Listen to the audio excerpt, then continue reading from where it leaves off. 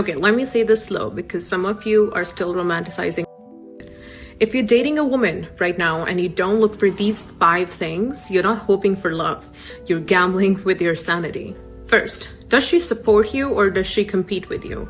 Because if every win of yours makes her quiet, weird, or sarcastic, that's insecurity. A woman who's meant for you doesn't see you as someone to beat. If she needs to outdo you to feel powerful, she'll destroy the relationship just to protect her ego. Love doesn't feel like a power struggle. If it does, you already lost. Second, can she take accountability without turning into the victim? Watch carefully. When you bring something up, does she listen or do the tears start, the excuses roll in, and suddenly you're apologizing? If she can't say, I was wrong without collapsing, she will gaslight for the rest of your life. No accountability means no growth. Third, is she emotionally consistent or just addictive? And don't lie to yourself here.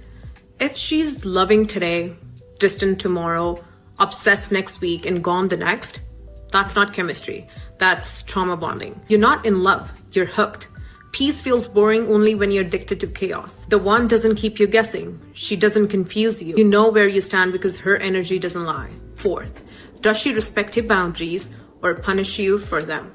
This one exposes everything. If you say no and she pulls away, if you set a boundary and she guilt trips you, if your limits make her cold, dramatic, or distant, that's not love. That's control. Anyone who makes you feel bad for having boundaries is proving exactly why you needed them in the first place. Fifth, does she choose you when it's inconvenient? Not when it's fun, not when it's easy, not when you're winning, when life is messy, when emotions are uncomfortable, when staying requires effort. Anyone can love you at your best. The one stays when there's nothing to gain. If you have to convince her to choose you, she's not the one. If you're constantly proving your worth, you're already losing. The right woman doesn't drain you, she grounds you. And if this triggered you, good. That means somewhere inside, you know exactly what you've been tolerating. Okay, let me say this slow because some of you are still romanticizing. If you're dating a woman right now and you don't look for these 5 things, you're not hoping for love. You're gambling with your sanity. First, does she support you or does she compete with you? Because if every win of yours makes her quiet, weird, or sarcastic, that's insecurity. A woman who's meant for you doesn't see you as someone to beat. If she needs to outdo you to feel powerful, she'll destroy the relationship just to protect her ego. Love doesn't feel like a power struggle. If it does, you already lost. Second, can she take accountability without turning into the victim?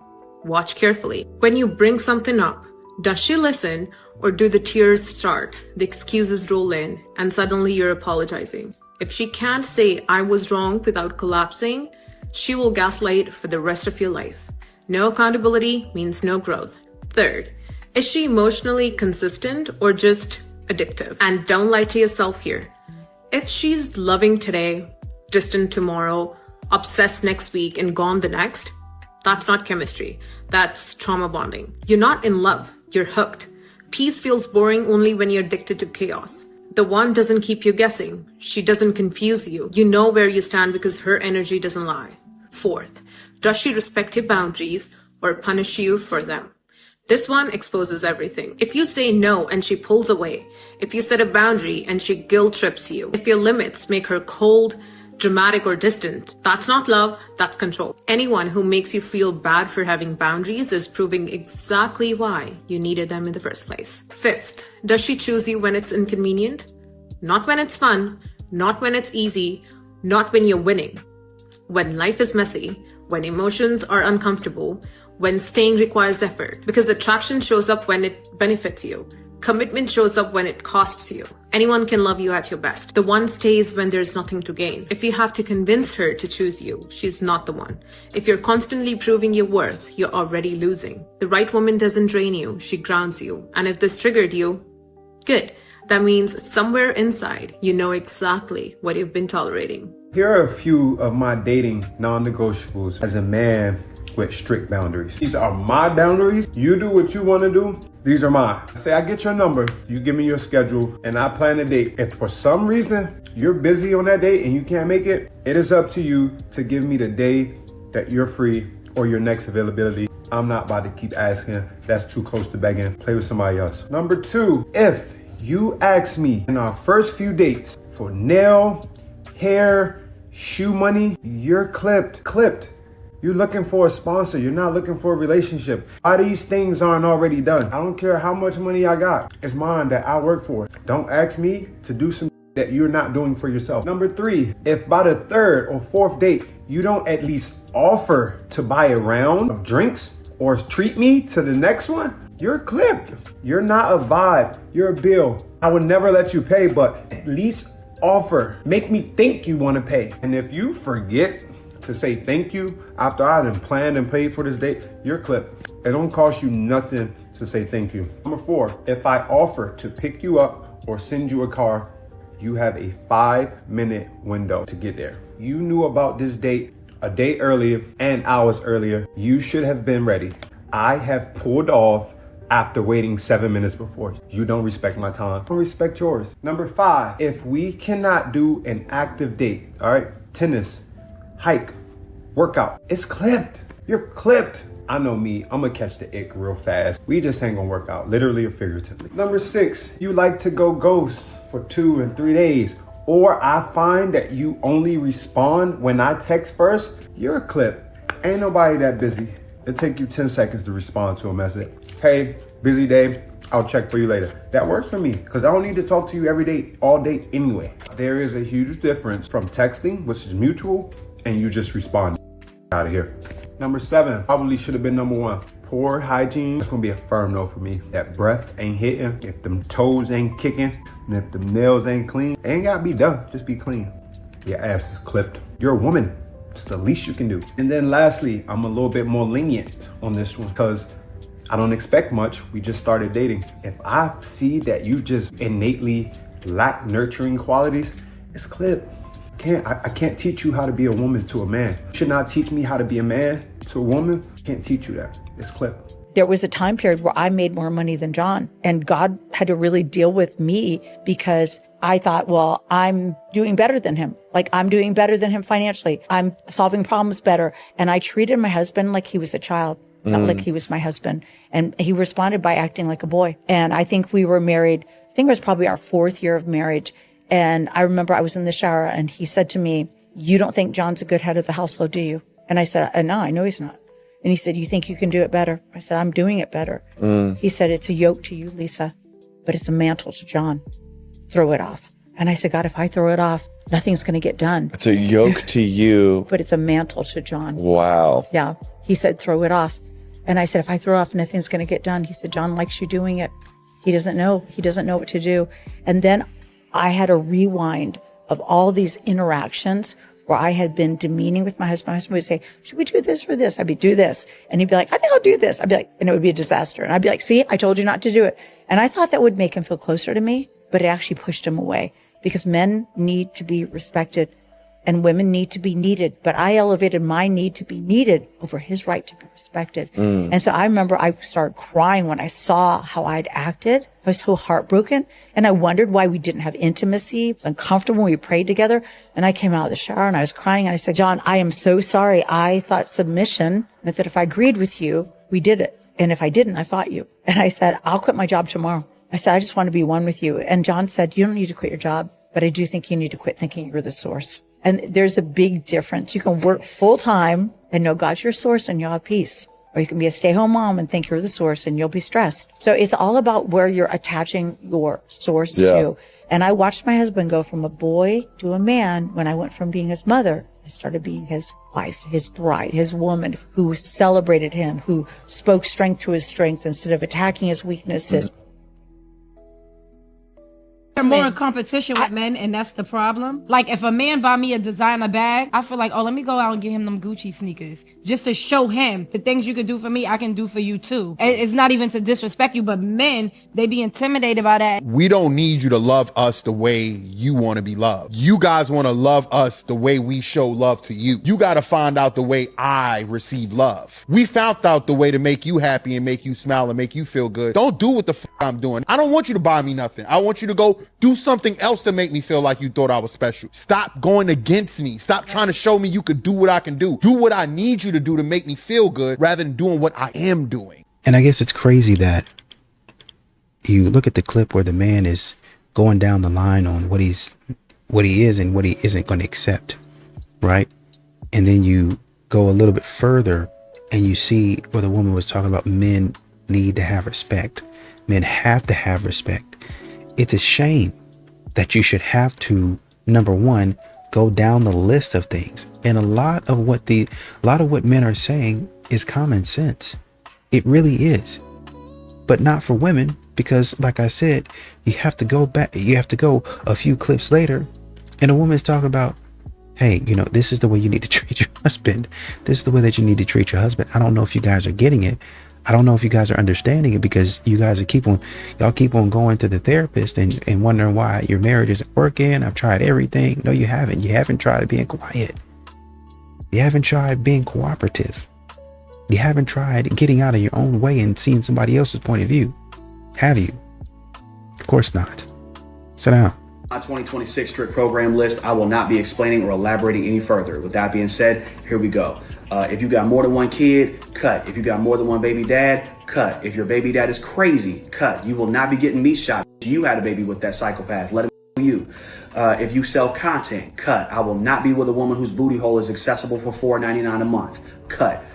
If you say stuff like, I don't date men who don't help me, cut. If your feet are ugly, cut. If you don't cook, cut. If you don't like physical affection, cut. If you don't believe in reciprocity, cut. If you ever say I'm just a girl for like serious stuff, not cute stuff, cut. If you're a beggar, cut. Don't make everything due as soon as you meet me. You was paying the bills before me, paying while you're with me. Cut. If you listen to the Sprinkle Lady or Drew Alfuelo, cut. I'm a stand-up comedian, so if you don't think I'm funny at all, cut. If you never come to a show, cut. If you're abstinent or celibate, I respect your decision, but cut. If you don't give Gok 3000 or that huck to, cut. If you're a mean girl, a bully, or you're just angry all the time, cut. If you think being mean is sexy and somehow cute and I'm supposed to like that, cut. If you're the type of person that doesn't know how to accept being treated right, every time I try to do something nice for you, you make it seem like it's weird or wrong, cut. If you self-sabotage, cut. Bitch, you will not be starting arguments with me for no reason and creating problems that aren't there because you don't love yourself. Go heal. Cut. If you don't know how to apologize, cut. And if you act helpless as soon as you get around me, cut. You are still an adult. I know you're my baby. I know you're a princess, but you're not helpless. Don't act helpless. Cut. Na na na na na na na na na. Plug the plumber, baby. Na na na na na na na na na. Plug the plumber, baby. Sis, can I share something with you? It's gonna be a hard truth, but you need to hear it. You're not a good wife. Most of the time, you're not even a good person. How do I know? Because you have been giving your husband nothing but stress, complaints, arguments, attitude, disrespect, a lack of submission for the entirety of your marriage. Yet the first thing that you want to say is, I know I'm a good woman. I know I'm a good wife. I cook, I clean, I take care of these kids. He can't get a better woman than this. Well, actually, sis, he can get a lot better woman than that. He just chooses to stay because he loves you and he wants to keep his family together. But he's getting tired. Ladies, one of the things that the Word of God says, to judge ourselves by ourselves is not wisdom. Another translation calls it delusions. And a lot of you are deluded into believing that you're a great wife, though you've never asked your husband. And even when he tries to tell you the issues that he has with you, you tell him he doesn't know you and that he's just controlling or he's just trying to tear you down and put you down. But the reality is, it's true. Your attitude sucks, you don't follow God's word, you're not submitted, and you refuse to own up to the fact that your behavior has caused your marriage to get to the place where it is now. One of the things we have to do as women is do a self-assessment. And in that self-assessment, we have to ask ourselves, if I'm doing so wonderfully, why is my husband always upset with me? If I'm such a great wife, why can't we get along? Why are we always arguing? And you have to get to a place that you don't place blame on another person. You cannot judge yourself by yourself. If your only estimation of who you are as a wife and as a person comes from you, you are delusional. Remember that today and carry on. When a man truly loves a woman, his instinct isn't to dominate her. It is to remove the weight from her life, not her responsibility, not her independence, the weight from her shoulders, the constant stress, the hypervigilance, the super masculine energy, the feeling that she has to brace herself for everything. A healthy masculine presence creates this safety, not by control, but by consistency and emotional steadiness and being somebody that she does not have to manage herself. And when a woman truly loves a man, she does not want to fight him. She doesn't want to compete with him, and she sure as does not want to be in her armor around him. She wants to soften, she wants to rest, and she wants to be able to trust. That doesn't make her weak. That makes her regulated. When a woman feels safe, she stops surviving, she stops hardening herself, and she stops testing you. Here's the part that people miss. This dynamic only works when both people are healed enough to hold their own role without resentment. A man who leads from insecurity turns controlling. A woman who softens from fear turns dependent. That is not love. That is trauma bonding. Real love does not feel chaotic. It does not feel like power struggles or some emotional whiplash. It feels grounded, predictable, and quietly strong. Two people exchanging what they naturally give when love is real. Anything else is noise. Ladies, here are 7 things that your man wants you to know. 1, men are not mind readers. If you want something, use your big girl words and just tell us. If you say that nothing is wrong, everything is fine, we are going to act accordingly. We know that it's not. But honestly, it's just not worth the fight of trying to drag it out of you. 2, you can either tell us you want something done, or you can tell us how to do it. Not both. If you already know the best way to do it, go ahead, do it yourself.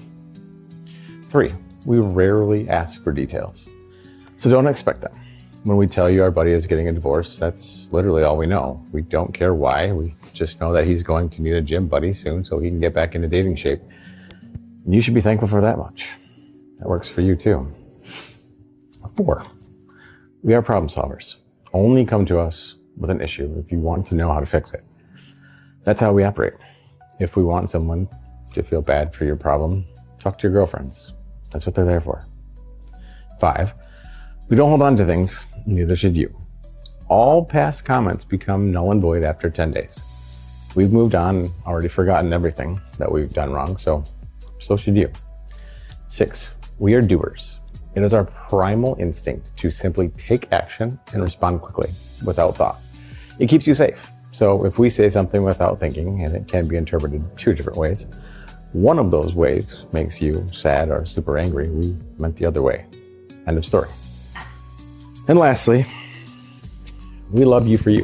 We don't care about your makeup or extra stuff. So when you think we're having a bad day, just send us a booby pic right out of the shower. You don't need to wait until you're all done up for the day. We've seen your morning after look. We're not scared. So once again, if you care, send a pair. Write that down. That's her pick. And that's why we're happy. I love it. Write that down. You have children? Yeah, my kids are older than you. Okay, so how do you feel about older men that date women in their early 20s? I think it's horrible. I do. I really think it's disrespectful to themselves and to, especially if they have daughters themselves. And you date a young girl, 20-something years old, because nothing that is anything wrong with you. It's just that you don't have the experience to date a grown man. Oh, no, I think it's weird. Yeah. Personally, I think it's weird. Yeah, no, I'm just saying. I think a girl in her 20s doesn't have the experience to run a home.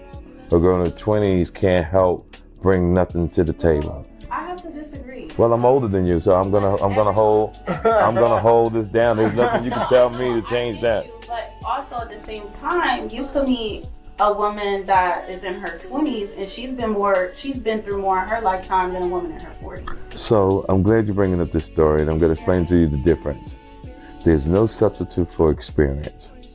Even if you're 22, you still don't have the wisdom of a 40, 50-year-old person. And what experience? You don't know their life. You don't know their life. No. Experiences and wisdom is 2 different things. So let me ask you a question. You get wisdom from experience. But watch what I'm about to ask you, though, young lady. So you're 20-something years old. Do you believe that you'll be smarter when you're 40? Absolutely. That's my point.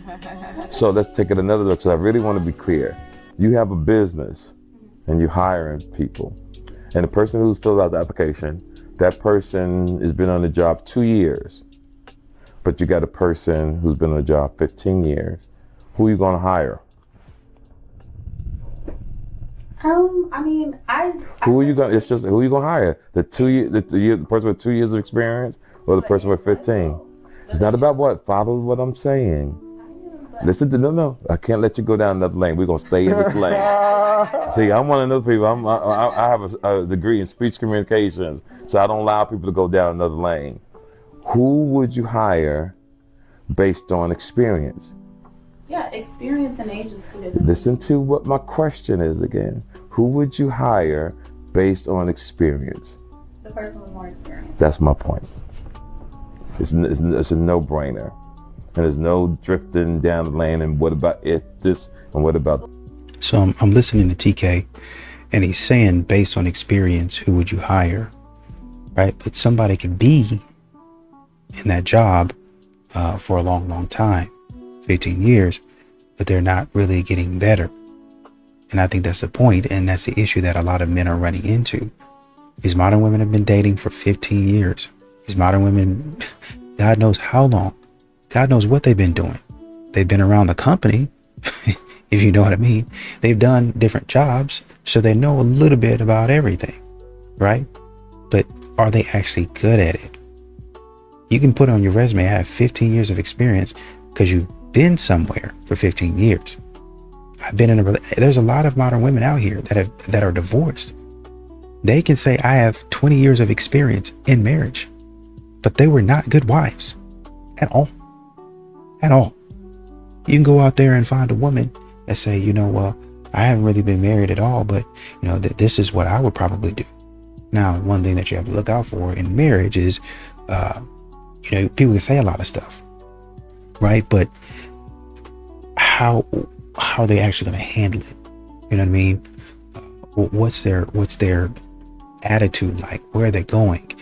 How can I see that in motion, in action, right? And sometimes people are good at maybe not showing their bad parts. I think a lot of modern women try to cover that up, but they're just going to tell you on Instagram or TikTok anyway. So you have to listen carefully to what people say, how they talk about other people, what they say about other people, and then you start to say, okay, you're not really using your imagination because you don't want to start making up stuff, but you're kind of like, okay, so I've been listening and this is probably the type of person that she's going to be. And then that's where your further questions or your deeper questions come from to actually clarify the way she thinks. And even if you're not knowing, or even if you don't see what she did or what she's going to do and she doesn't act that way, you can kind of have an idea. I've done that a few times where I've been talking to somebody and they just, everything's great, everything's going to go great, I'm a fantastic problem solver, and then I'll listen to them talk about somebody else or another situation, or not even see the way because they've been nice the whole time, proper, respectful the entire time, and then you just say to yourself, they're not showing it, but it's in there. Might take 4 or 5 months to come out because you really got to get them in the situation, and you really got to, not that you're trying to, but you really got to push their buttons, right? It's really got to be a situation to where, oh, okay, now and at that point in time, you're confirming. Now, if it doesn't happen and they actually do what they said they were going to do, then fantastic. But more often than not, you can kind of see, okay, I saw this coming. Now, if you know that, and then you pretty much get the answers, you don't need to have to stay around for 3 to 5 months or 5 to 6 months, because why would you, right? You've already confirmed. But at that point in time, you'll just be solidifying, confirming what you pretty much already know, right? But if you want to stay around and I guess you got nothing better to do and you just want to see if, you kind of give them a chance, basically, then you can. But modern women are they're going to say one thing and do another. So my husband told me that he doesn't love his stepson and that most of the time he doesn't even like him. And what do you know? Now we're getting divorced. This is a conversation that we had on December 1st, our 10-year anniversary, when he told me that he really doesn't like my son and that he resents him for the fact that I put him first and that my son is priority to me above anything else. And you know what?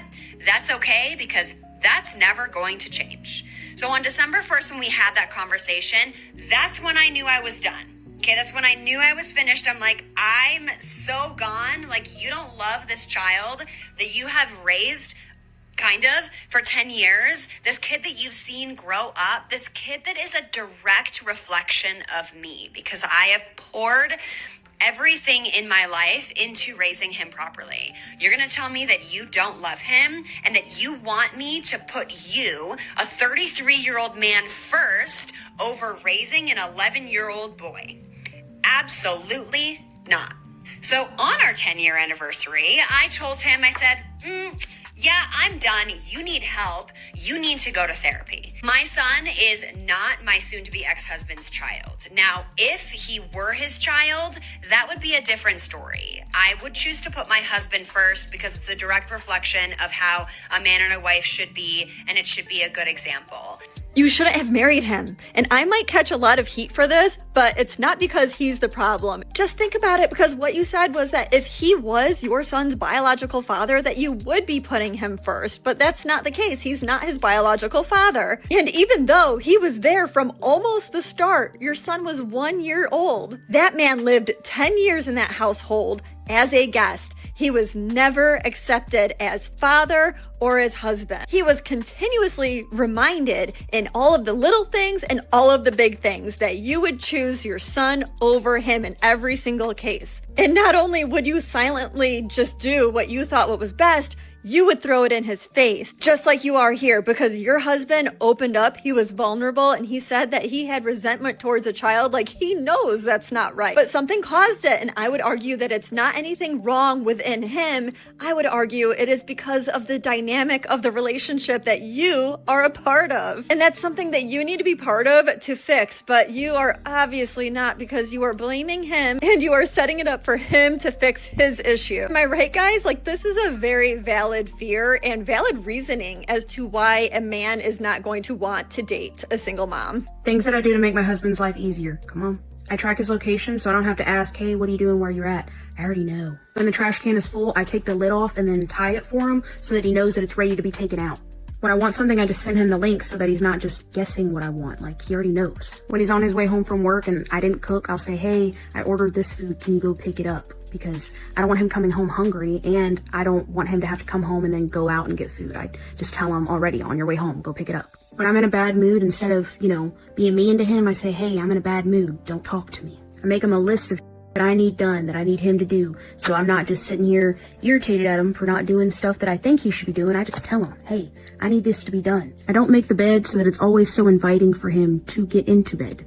I want him to always be comfortable going to bed. I make the plans for basically everything that we do our whole life. So all he has to worry about is just showing up. I'm not mean to him. I'm not as mean as I could be. I don't ask for much, but what I do ask for, I expect. And that's not a lot, So that's what I do for my husband. Anything for him. Cut the cameras. A lot of the reason why men are now saying, I'm not going to open your car door, and I'm not going to pay your bill, and I'm not going to do, is because you spent, ladies, years now, thanks to feminism, thanks to the indoctrination, thanks to I don't need a man, all this crap that you swallowed and then regurgitated like a dumb parrot.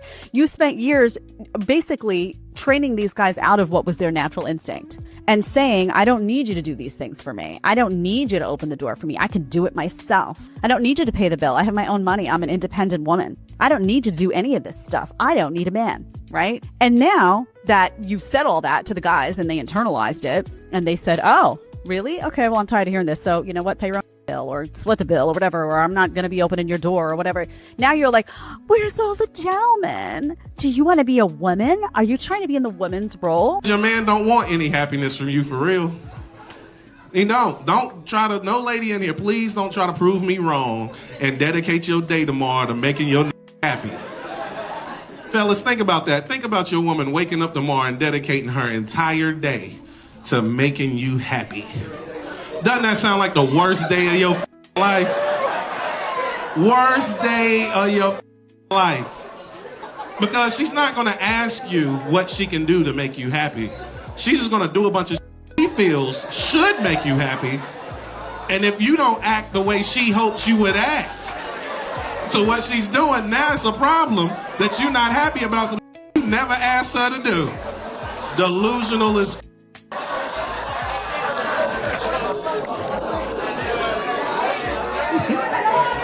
it's a here laughing hard as shit. And there's some other niggas here in prison like, man, I wish I could laugh, bro.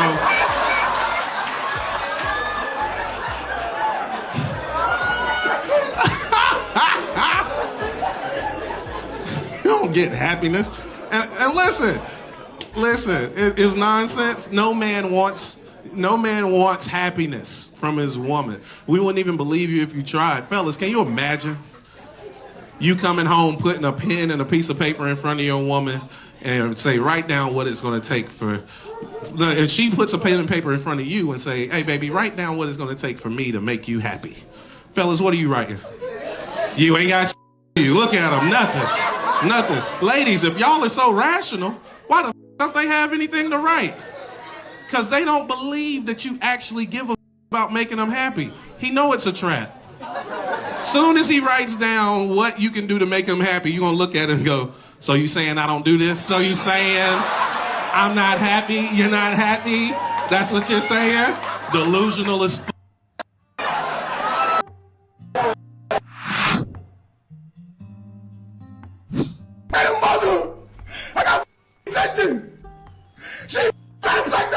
Despicable Jezebel accused Talil of SAing her, full-on raping her at a Streamer Awards after party. She claims that she was intoxicated, she was really drunk, near unconscious, and couldn't really consent, but Talil still took it without her permission. My phone was stolen and broken. I had no way to get home, and I was you guys by someone that you guys all love.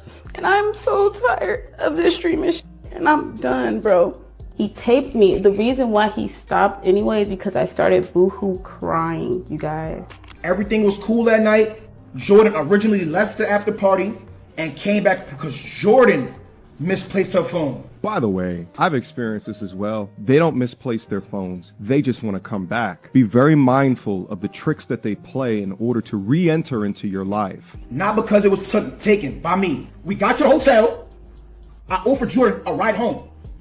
Jordan asked if she can use the bathroom upstairs, and I said okay. Everything after that was consent. Everything that happened after that was consent between two adults. She was not coerced, she was not forced or pressured.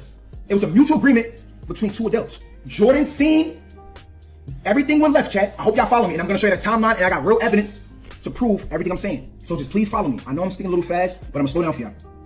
Everything went left when my partner called. The moment my partner called, Jordan started acting crazy. She got really aggressive.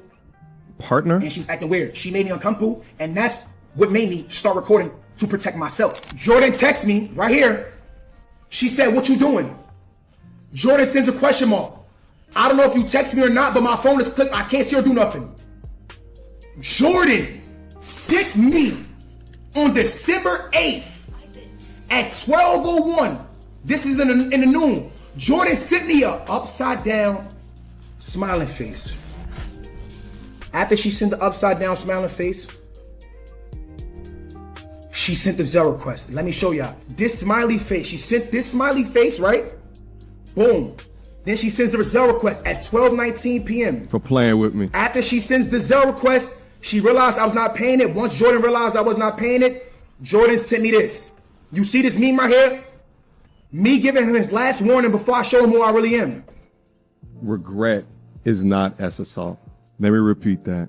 Regret is not S assault. Think about the hundreds of thousands, if not millions of dollars of court fees and costs in order to try to defend himself.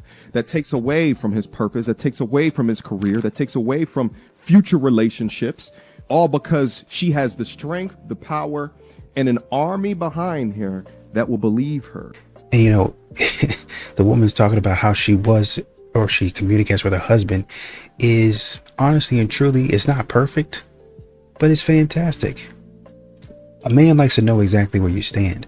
A lot of times these modern women, they're not gonna let you know anything. So her deciding this is the way I'm going to communicate with my man straight across the board, that's going to work out fantastic. Will it get on his nerves? Probably so, because sometimes he'll be in a mood too, and he'll be like, man, why can't you just act right, whatever and whatnot. But on the whole, they'll get through a lot of issues because she's going to say, this is what I want, or this is what I need, and he won't have to read a mind or guess. And then number one, number two, he's not always having to run around and buy things to win her affection back, like a lot of men have to do with their significant other, right? I'm not asking for much, but when I do ask, I would like to have it. That's fantastic, because a lot of men, they're going to try to give you what you ask for and what you don't ask for, just because, hey, she don't ask for much, that's the least I can give her. I was watching a show where you had a couple, and there's a situation that came up where they were switching, they were moving and doing some things, and there were a lot of changes going on in their life, and essentially one person had been kind of doing what the other person wanted to do for a long time, and then they finally decided after years, okay, let's go do what they want to do, right? And then another situation came up to where, oh well, we got to go back to doing it the way that they want to do it. And he said, listen, they give me all that I want. I gotta do this for them. That's the only thing that they've ever asked for from me. They always doing what I want. I gotta give them something, right? I gotta treat them right because they've been treating me right. That's how men feel. She been doing all this stuff for me. I gotta do my darndest to give it back. I gotta do more because she been putting up with me. Shoot. But modern women will never get that treatment because they ask for the world and they actually expect the galaxy. You can move your hands. Yeah. You like this? Setting the bars though, you see all that's right here? Happy anniversary, baby. Happy anniversary. This cool. This cool? Yeah. What the you mean it's cool? Girl, you don't see you all over the place? This nice as hell. Okay, but I'm a grown woman. Like, you do this for 15-year-olds. Like, you should have bought me something or did something or... So this ain't good enough? Look at all this. This is romantic. Okay, but I'm grown as like, this is childish. Bro, you talking about you cool. grown? It's cool. Grown people don't complain about stuff that somebody gives them. I said it's cool. Like, it's cool. It's That's all it is all right, cool? I just try to show you I appreciate you. I show you a whole little room, you know what I'm saying? Renting this room and all, got it together. Look, nice picture of us. All this you spent on this, you could have spent this on something, like something else, going out drinking or something like something. Like, you want to do that? We can just buy together. You tripping? I just hooked us up, bro. I buy with you every day. I buy with you every day. This will be all the time, man. Like, you ain't grateful for shit, bro. You worry about what you vibing with, man. At the end of the day, I'm trying to do something nice for you. So you don't like this like that? Yeah, all right, man. It's anniversary, for real. But the vow is really just a litmus test for, are you willing to do a completely benign, harmless thing if your man asks for it? I just don't think I'm comfortable doing it. But demonstrate the harm. I just don't feel like, it just doesn't feel right in my head to do it. You can't say, I want all the chivalrous stuff, but your husband asks you to do one minor subservient act, and you're like, no, why would I do that? Do you want a guy to like open the car door for you? Mm-hmm.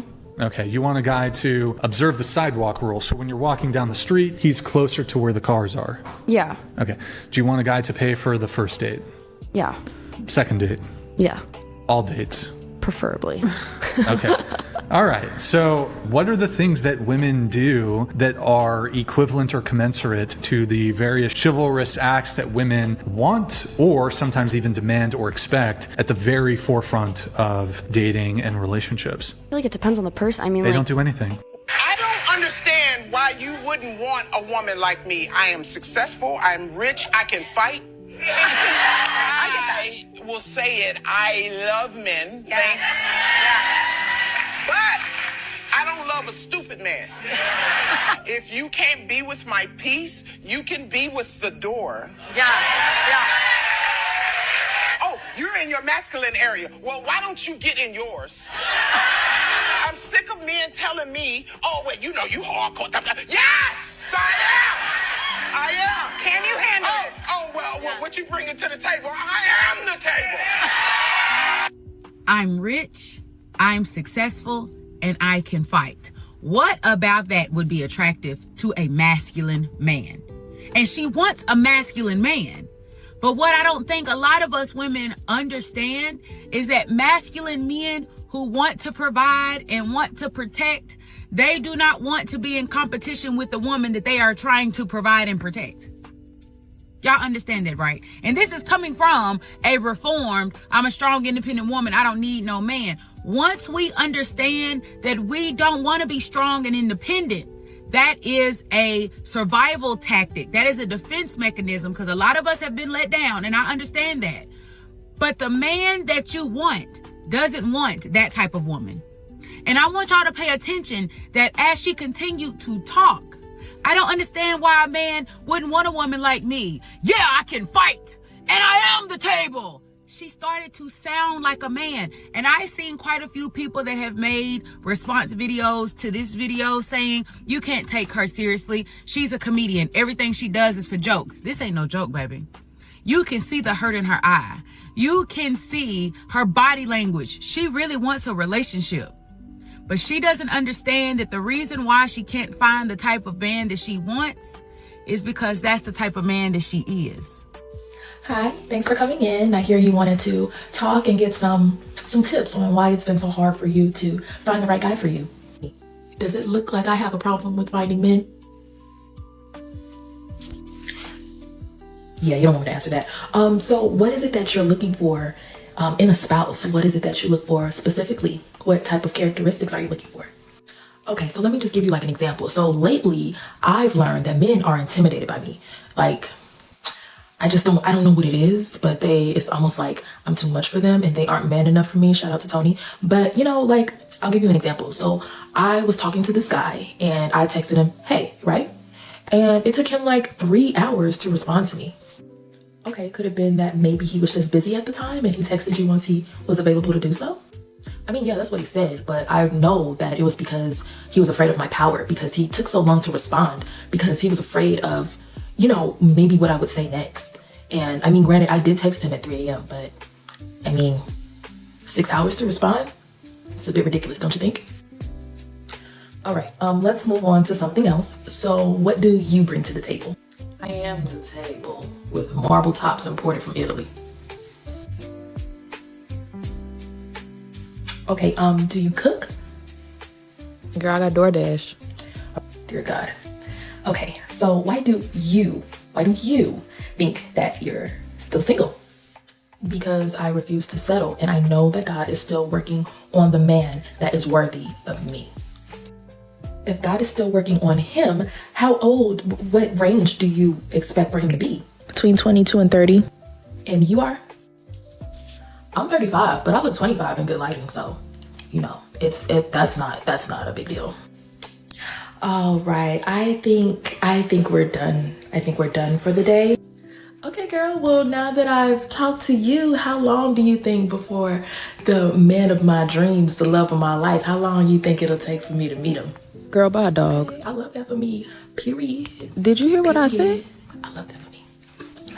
Kitty, won't you wink at me? What's your question? I meet people from everywhere. I've seen the world, but for some reason, I still can't find not love that's like genuine. Someone who don't want me for the benefits. I think we gotta be honest about presentation. Come on. No judgment to you, but I'm saying if I'm meeting you here tonight and I'm looking at how you dress, my thoughts are not gonna be intellectual. That's not fair, but okay. That's not fair. I don't want you to be mad at me. The way you came to that microphone, baby. Oh my God. Kitty, can you wink at me? Kitty, I love you. I love you too, baby. But let me tell you something. As a woman who done had to go a lot of stages through my life, I done had to go through a lot of seasons, a lot of mistakes. There was a spirit that I operated in a long time ago that made me promiscuous. It was something that attached itself to me, and I lived in it for a very, very, very long time. It was the way that I was speaking to people, the way that I presented myself in conversations, the way I presented myself to men, and those men only wanted me for sex. And I kept going through that same cycle until I released that spirit, until I was delivered from that spirit that was in me. Not trying to go too deep, but I recognized something in you that was once in me before. I'm a wife. I had to release a lot of things. I had to ask God to restore me in a lot of ways. I had to go through a lot of guilt and a lot of shame for mistakes that I made from a spirit that I was operating in that came down my bloodline. You operated in the spirit, baby. You can cover up right now, but even by the way you talk, it's in you right now. And I'm not saying that to beat you down, baby. I hope and pray that you take this to heart. Of course. I hope you do. Take this message. If you are running in the same cycle, it's time to do some inner work. You got to look within and see exactly what is the cycle that I'm allowing myself to stay in. You can put on some clothes right now. You go to a man, ooh, can you talk to me for a second? He's going to see the nature that's in you, and he's going to lead, just like what Trill was saying. Easy kill. You can cover up all day long. It's in a way that it's in your behaviors, in the way you talk, in the way you interact, in the way you engage, in the way you talk about your future, in the way you talk about yourself. If you're running into the same problem, it's a you problem, baby. What do you want in a man? Loyalty, love, a God-fearing man, someone who can respect me. If you want someone to respect you, you got to respect yourself, baby. Absolutely. Okay? And if you want a God-fearing man, you got to be a God-fearing woman. Of course. As well. Yes. Okay?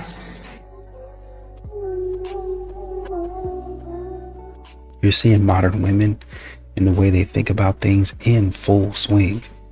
In full swing. And there's nothing that you can do about it. And truth be told, there's nothing that men actually want to do about it. At this point in time, because men have helped. Men have tried to help. Men have tried to give guidance. Men have tried to give direction.